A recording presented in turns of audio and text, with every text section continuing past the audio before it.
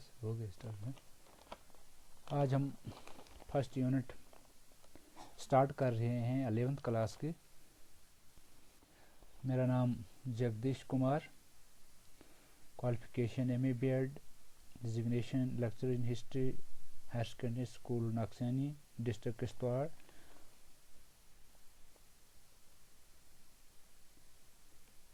तो आज हम पढ़ने जा रहे हैं ओरिजिन ऑफ ह्यूमन बीइंग्स। तो give a brief account of the origin of the human beings, ये हमारा फर्स्ट यूनिट का पहला क्वेश्चन है। तो हम स्टार्ट कर रहे हैं इस क्वेश्चन के बारे में। The origin of human being is a long and A complicated story.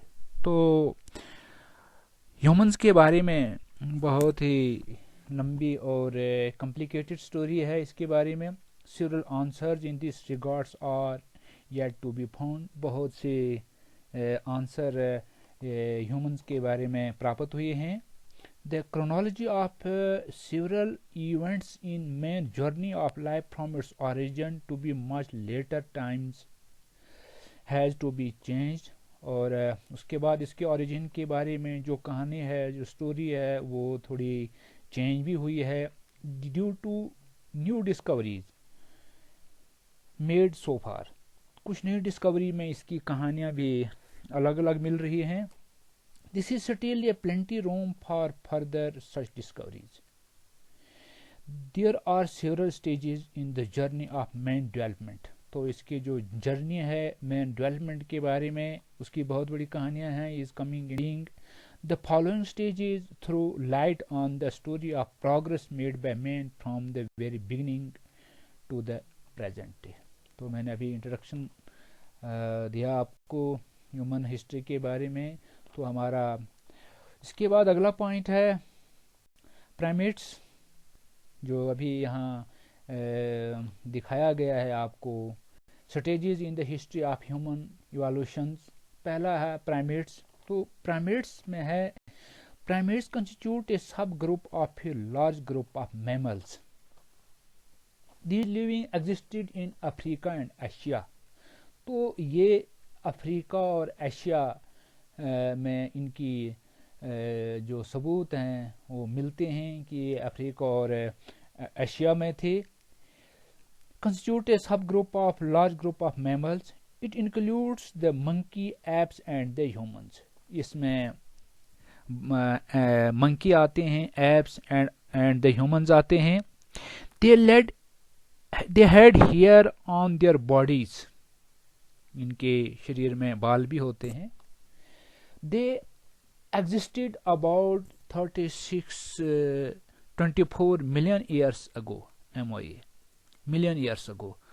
तो इनके बारे में जो जानकारी प्राप्त हुई है वो आज से 24 से 36 मिलियन साल पहले की बात है प्राइमेट्स के बारे में।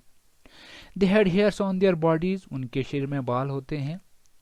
दे वर क्वाड्रिपल्ड, जो चार टांगों पर चलते थे।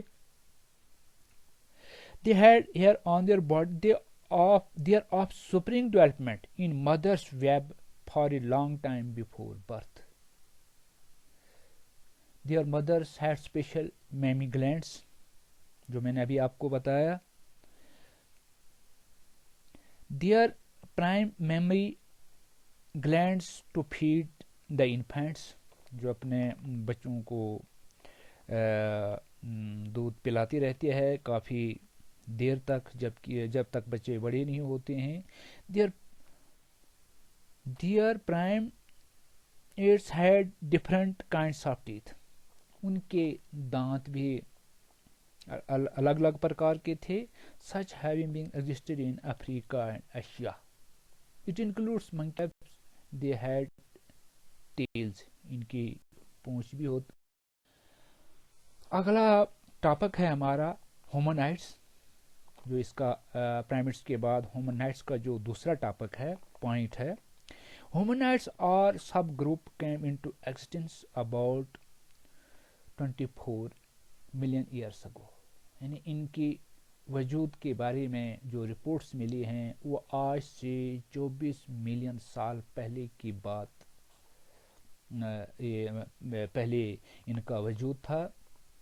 They had completely smaller brain, इनका दिमाग छोटा था और इनके सोचने समझने की शक्ति भी बहुत कम थी।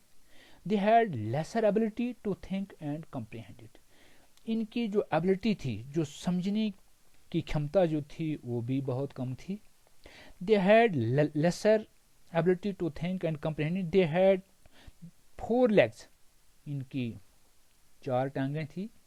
दे वर क्वाड्रिपल्ड, ये 4 टांगों पर चलते थे। They could not walk erect, ये सीधा नहीं चल सकते थे।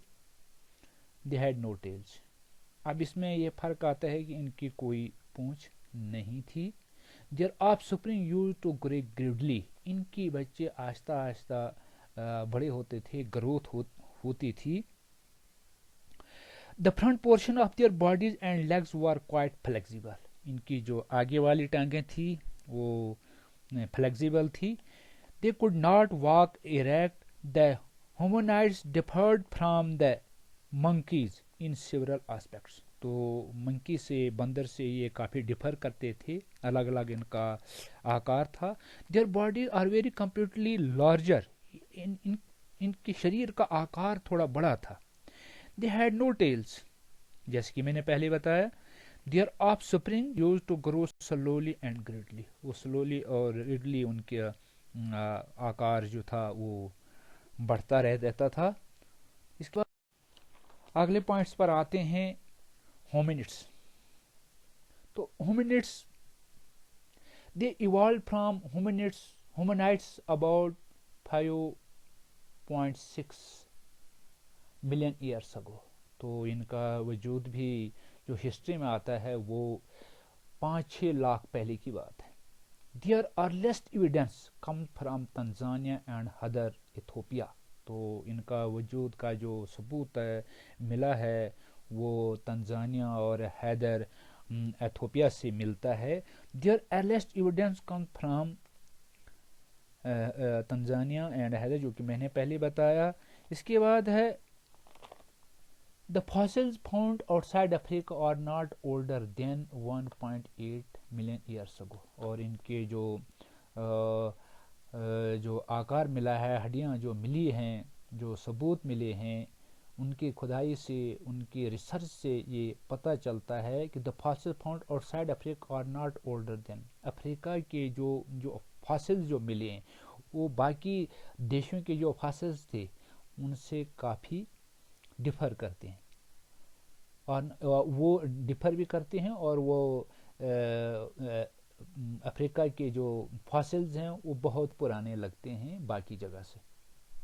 They had completely bigger brain, इनका दिमाग थोड़ा बड़ा था, इनका दिमाग था, ब्रेन बड़ा था, सोचने की क्षमता भी इनकी थोड़ी ह्यूमनाइट से काफ़ी फर्क था हर चीज़ में।